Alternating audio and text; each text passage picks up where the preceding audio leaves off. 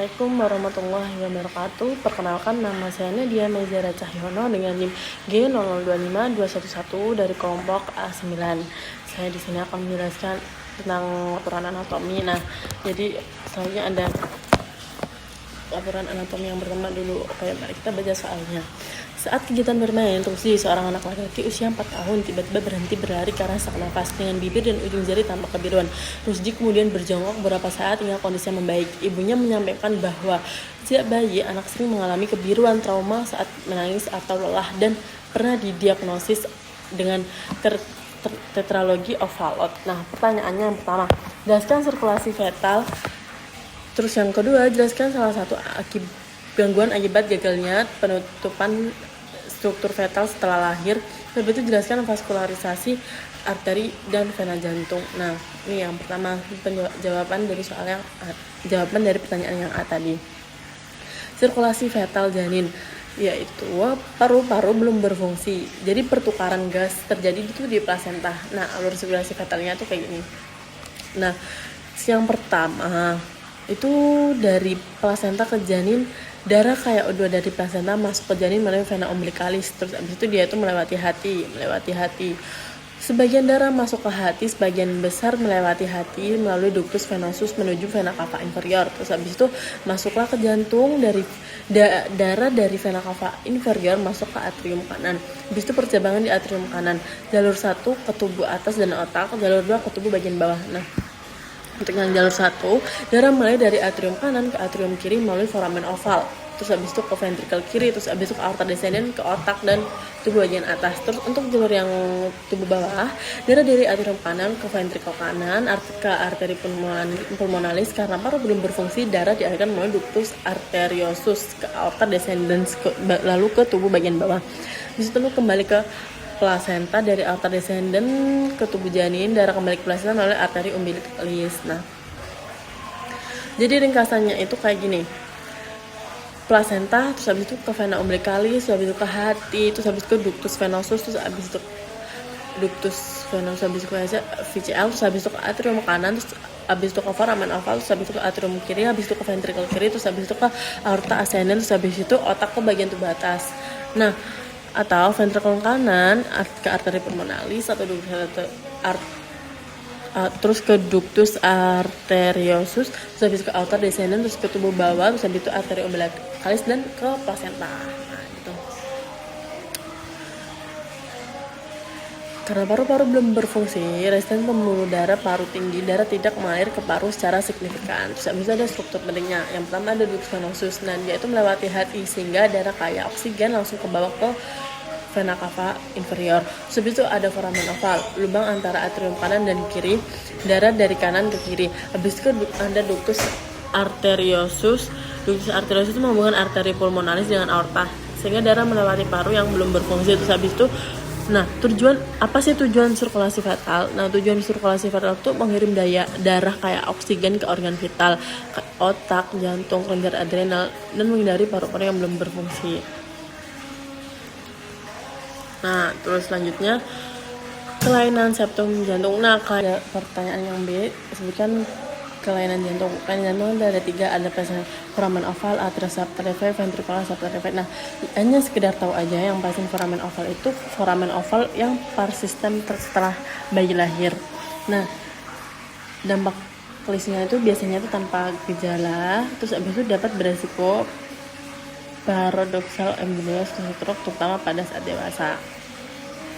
Nah, dia itu tekanan atrium kiri ke tekanan atrium kanan sehingga darah mengalir dari atrium kiri ke atrium kanan melalui foramen oval. Terus yang kedua ada atrial septal defect, yaitu tidak sempurnaan penutupan septum interatrial. Nah, dia itu peningkatan aliran darah ke paru, pembersihan jantung kanan, dan dapat menyebabkan hipertensi pulmoner bila tidak diatasi. Terus ada ventricular septal defect, yaitu ketidaksempurnaan penutupan septum interventrikular. Nah, tekanan ventrikel kiri ke ventrikel kanan sehingga darah mengalir dari ventrikel kiri ke ventrikel kanan melalui lubang. Dampak klinisnya itu aliran darah paru meningkat signifikan, dapat menyebabkan gagal jantung, sesak nafas, dan pertumbuhan terhambat pada bayi. Nah, jadi itu bisa disingkat kayak gini ya. Nah, kalau tadi itu ada pasien foramen oval, yaitu letaknya di atrium kanan, klik atrium kanan dari kiri ke kanan. Nah biasanya itu ringan. Terus abis itu kalau atrial septal defect itu dia itu atrium kiri ke atrium kanan.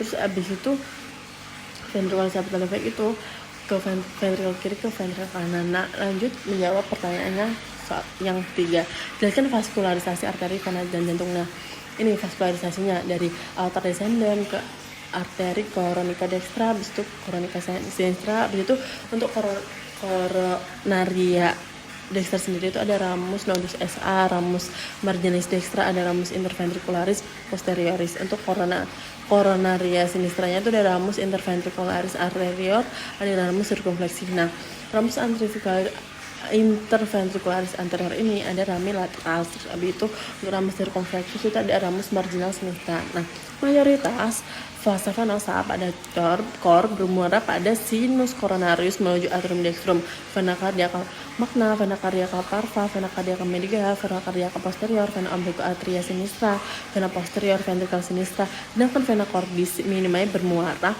langsung ke atrium dextra melalui foramina venarum cavorum. Nah, nervasi autonom itu diperankan oleh plexus cardiacus. Serabut simpatis itu berasal dari bagian ganglion cervical superius, medius, et inferius, dan ganglion thoracical dari T2 sampai T5 yang serabut koronaritas. Simpatis akan menghasilkan akselerasi jantung, meningkat kontraksi otot jantung, dan dilatasi arteri koronaria. Serabut parasimpatis yang berasal dari nervus vagus, serabut post ganglionnya akan berakhir pada SA node, AV node, dan arteri koronaria, di mana akan merasa berkurangnya daya jantung, daya kontraksi otot jantung, dan kontraksi arteri koronaria. Inervasi sensorik diambil peran oleh serabut aferen yang berjalan bersama saraf simpatik. Apabila terjadi gangguan suplai darah ke miokardium, maka impuls nyeri akan dirasakan melalui lintasan tersebut, dan serabut yang berjalan bersama nervus vagus mengambil bagian dalam refleks kardiovaskuler. Nah, sekian laporan yang ke-1 dari aku. Mari kita lanjut ke laporan yang kedua. Nah, laporan yang kedua kita baca soalnya terlebih dahulu. Saat musim hujan, Badi mengeluhkan hidung tersumbat yang berlangsung beberapa hari disertai nyeri pada daerah pipi yang memberat saat menunduk. Ia juga merasakan lendir kental mengalir ke tenggorokan. Pada pemeriksaan, dokter mencurigai adanya peradangan pada sinus maxillaris yang berdekatan dengan gangguan drainase dia meatus nasi medius. Pertanyaannya, jelaskan sinus paranasal yang terdapat pada hidung beserta fungsinya. Terus abis itu sebutkan pembagian meatus nasi dan lubang muara drainase masing-masing sinus. Terus abis itu jelaskan mengapa sinus maxillaris lebih sering mengalami sinusitis dibandingkan sinus lainnya. Nah, yang pertama jelaskan sinus paranasalis beserta pada hidung menjelasnya. Sinus paranasal sendiri itu adalah rongga-rongga berisi udara yang terdapat di dalam tulang tengkorak yang berhubungan dengan rongga hidung melalui lubang kecil ostium. Nah, pertama ada sinus frontalis. Sinus frontalis itu terletak di tulang frontal dahi dan di atas orbita mata berjumlah sepasang. Habis itu ostium memuka melalui meatus berjumlah sepasang. Ostium memuka ke meatus medius melalui infundibulum ethmoidal. Terus abis itu ada asmoidal. Dia itu terletak di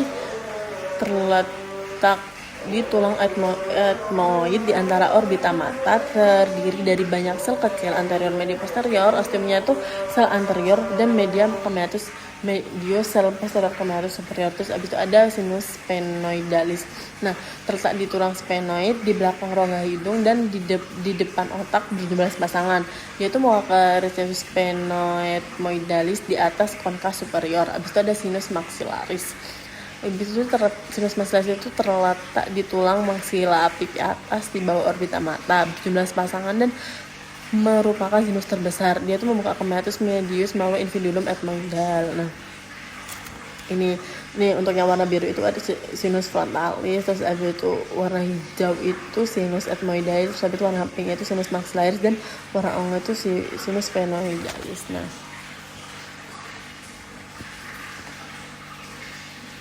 ini untuk fungsinya. Fungsi sinus paranasal dia itu meringankan berat tulang tengkorak. Rongga berisi udara membuat tulang tengkorak lebih ringan tanpa mengurangi kekuatan. Terus resonansi suara. Sinus membantu memperkuat dan memperjelas suara saat bicara sebagai rongga resonansi. Sebab itu 3 menghangatkan dan melembabkan udara.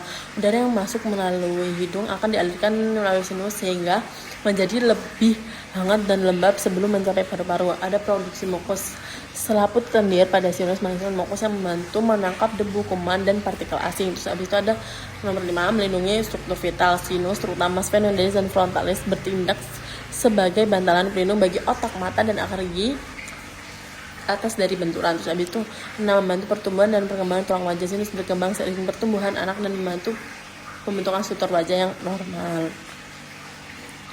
Nah, selanjutnya menjawab pertanyaan yang B.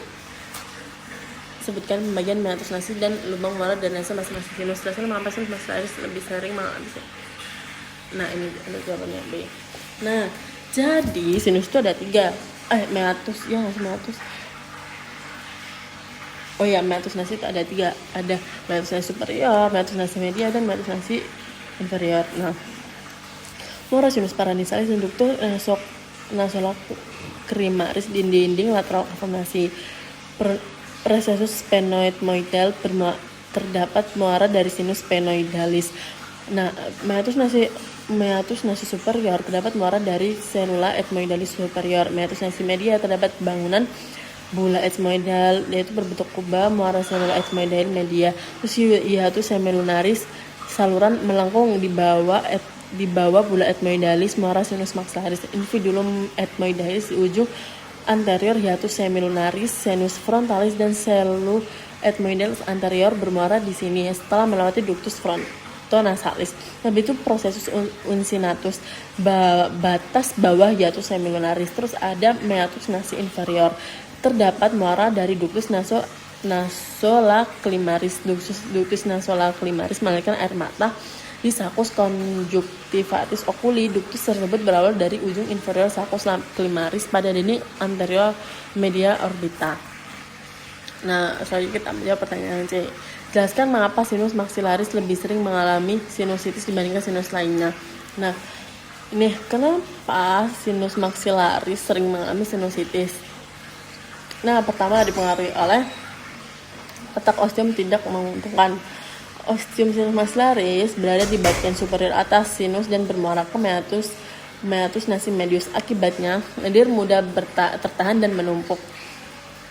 Nah, selanjutnya yang kedua, rongga sinus besar dan luas. Sinus maxillaris adalah sinus paranasal terbesar, dapat menampung volume lendir yang banyak sekali dan masuk ke dalam dan menjadi tempat berkembang biaknya bakteri. Nah, yang ketiga, ketergantungan pada sistem mukosiliar.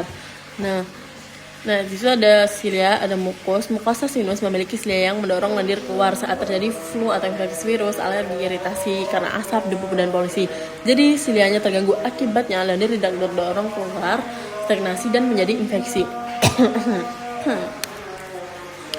Nah, selanjutnya ada drainase bersama kompleks osteometal. Sinus maxillaris dan drainasenya bergabung dalam satu jalur kompleks osteometal. Jika terjadi pembengkakan atau sumbatan di area ini, misalnya saat rinitis, infeksi atau alergi, maka drainase seluruh maxillaris ikut terganggu. Akibatnya lendir tidak bisa keluar dengan baik.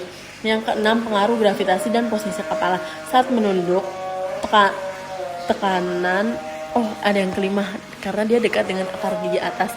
Dasar sinus maxillaris saat dekat dengan akar gigi premolar dan molar atas. Nah, infeksi gigi, karies, abses, periapikal akan menyebabkan langsung ke sinus melalui lubang tibis.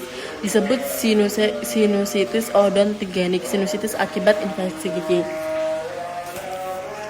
Habis itu pengaruh gravitasi dan posisi kepala. Saat menunduk, tekanan pada sinus maxillaris meningkat dan lendir semakin sulit keluar. Nah, posisi tegak, lendir lebih mudah keluar. Posisi menunduk, tekanan sinus meningkat dan nyeri bertambah. Akibatnya nyeri pipi dan rasa penuh makin terasa saat menunduk. Jadi kesimpulannya itu sinus maxillaris paling sering mengalami sinusitis karena ostium di bagian atasnya drainase tidak efektif. Setelah itu rongga besar mudah menampung lendir. Terus habis itu sistem mukosiliar mudah terganggu, lendir stagnan. Terus habis itu drainase tergantung pada jalur kompleks osteometal. Terus habis itu dia dekat dengan akar gigi atas sehingga sinus dari gigi terus abis itu mengaruh gravitasi saat menunduk, yaitu tekanan darah meningkat. Udah sekian dari video laporan anatomi dari aku. Mohon maaf apabila ada salah kata. Wassalamualaikum warahmatullahi wabarakatuh.